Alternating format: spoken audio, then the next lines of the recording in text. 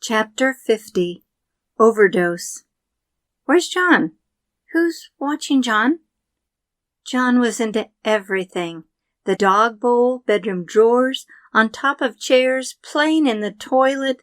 At 13 months, everything went into his mouth. He'd taken Papa Paul's heart pills, tasted dirt, and drank dish soap, to mention a few.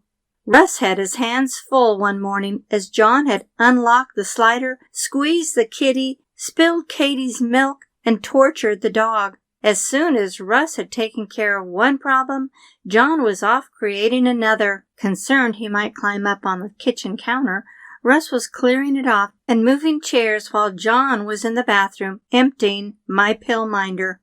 He waddled into the kitchen with a couple of soggy pills in his hand and white residue around his mouth. Alarmed, Russ hurried into the bathroom. The pill minder was empty. He didn't find any pills anywhere, not on the floor, the counter, or in the toilet. I had taken Liz and Katie out for lunch when Russ called me in a panic. "How many pills were in your pill minder?" "I just filled it last night. Why?" When he told me what happened, I met him in the emergency room while Jen and Rob picked up the girls and took them to their place.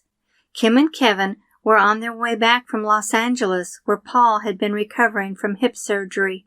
John sat quietly as they put a cardiac monitor on him and inserted an IV.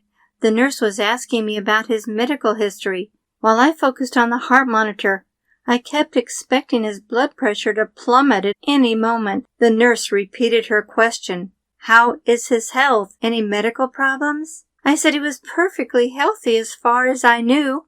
"Does he take any medications?" she asked. "Other than Grandma's, I mean." That got my attention. I blushed, which eased my anxiety. I told her what pills were in my pill minder: blood pressure, thyroid, restless leg, cholesterol. The list seemed endless. When she asked Russ how many he found, he told her none. However, to make sure, he called Rob to check our house one more time in case he had missed any. Rob called back to say there were no pills anywhere. It seemed hard to believe John would have taken them all, but considering what he had eaten in the past, we weren't surprised. The nurse gave him chocolate milk with charcoal in it to neutralize the medications. John had been on a monitor for over 6 hours with no signs of distress. His vitals were normal, and he was talking and laughing like any 1-year-old. The doctor came in to talk to us, and we were certain they were going to release him. Instead, he told us they decided to send him to Valley Children's Hospital by helicopter. He was concerned the pills could take up to 12 hours before showing a reaction and didn't want to take any chances. Madeira was only 57 miles away. I thought, a metaflight? Really? By the time the helicopter flew the 57 miles to Turlock and turned around to fly back to the Children's Hospital, the ambulance would have already arrived there, and for a lot less money. When Kim heard what happened, she was beside herself. Kevin dropped her off at Valley Children's Hospital and went home to take care of the girls.